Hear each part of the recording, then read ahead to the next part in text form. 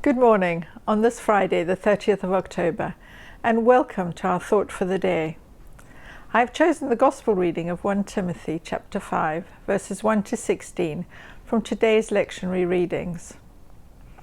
Before I read the passage, a little background to put today's reading into context. Timothy became Paul's protege and pastor of the church at Ephesus. As a young minister, Timothy faced all sorts of pressure, conflicts and challenges from the church community and his surrounding culture.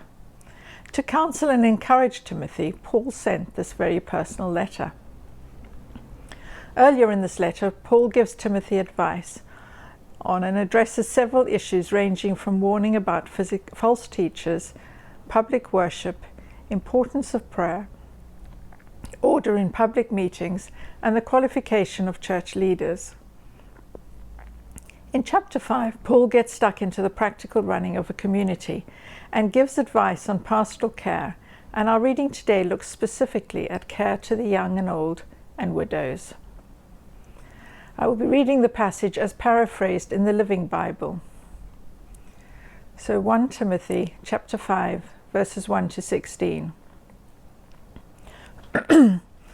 Never speak sharply to an older man, but plead with him respectfully, just as though he were your own father. Talk to the younger men as you would to much-loved brothers.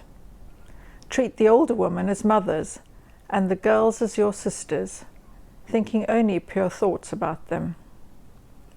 The church should take loving care of women whose husbands have died, if they don't have anyone else to help them.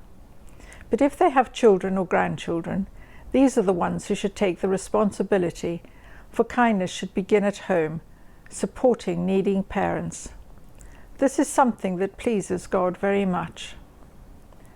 The church should take care for widows who are poor and alone in the world if they are looking to God for his help and spending much time in prayer. But not if they are spending their time running around gossiping, seeking only pleasure and thus ruining their souls. This should be your church rule, so that the Christians will know and do what is right. But anyone who won't care for his own relatives when they need help, especially those living in his own family, has no right to say he is a Christian. Such a person is worse than a heathen. A widow who wants to become one of the special church workers should be at least 60 years old and have been married only once. She must be well thought of by everyone because of the good she has done. Has she brought up her children well? Has she been kind to strangers as well as to other Christians? Has she helped those who are sick and hurt? Is she always ready to show kindness? The younger widows should not become members of this special group because after a while they are likely to disregard their vow to Christ and marry again. And so they will stand condemned because they broke their first promise.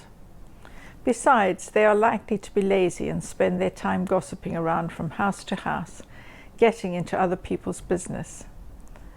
So I think it is better for these younger widows to marry again and have children and take care of their own homes.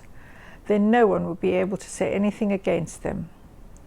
For I am afraid that some of them have already turned away from the church and been led astray by Satan. Let me remind you again that a widow's relatives must take care of her and not leave this to the church to do. Then the church can spend its money for the care of widows who are all alone and have nowhere else to turn. At first reading, Paul seems to be rather harsh and judgmental about widows, and a lot of the detail can feel uncomfortable. These verses can seem patriarchal, even plain sexist, and it's all too easy to say that his comments were for the church in Ephesus in the first century, and ask how relevant they are for our age. In the Message Bible, this passage is headed, "The Family of Faith," which I found a helpful description. Paul starts this section with a general word about how to look at people. Verses 1 and 2 say, "Don't be harsh or impatient with an older man. Talk to him as you would your own father, and to the younger men as your brothers.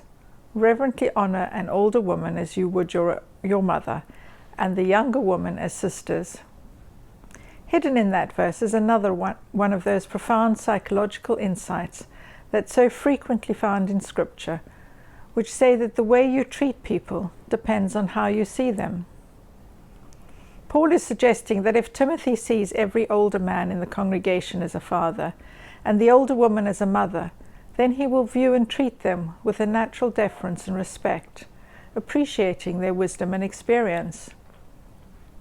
And Paul tells Timothy to view younger men as though they were his brothers, not rivals, and the young woman as sisters, treating them with love, concern, and protection. Again, Paul reminds Timothy that there are family relationships involved. How you look at other people is very important.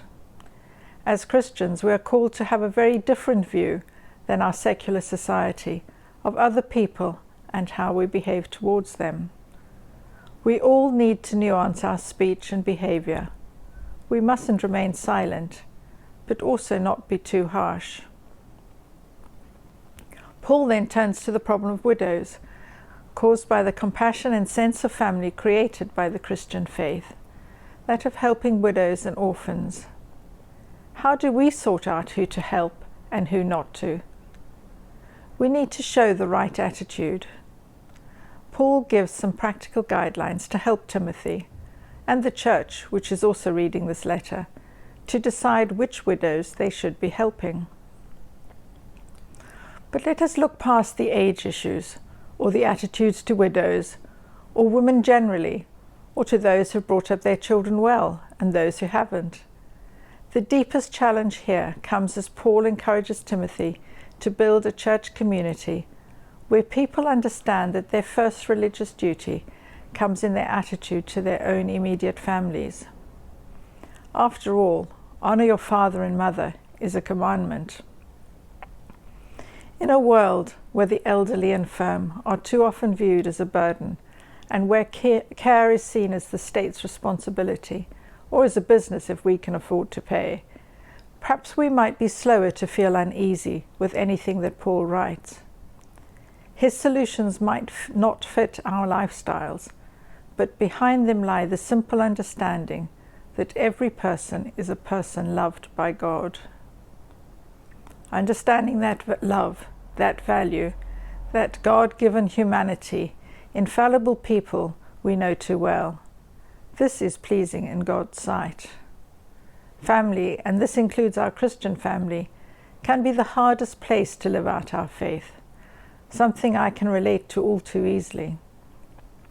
But being part of a family also brings many blessings, a recognition of gifts given and received, of forgiveness given and received, of life lived, and of love loved in a real world, which makes our faith true.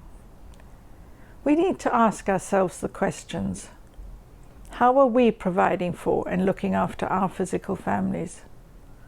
Paul makes it absolutely clear that believers are expected to provide for aged family members. This COVID-19 pandemic has made finding answers and solutions more challenging as we work out our own responsibilities, and also highlighted that we need to be aware of those who possibly need extra help because their own families cannot assist them during these times of restrictions imposed by the pandemic. Bear in mind, we are a family of faith, and together we must care and look after one another. May you have a very good day.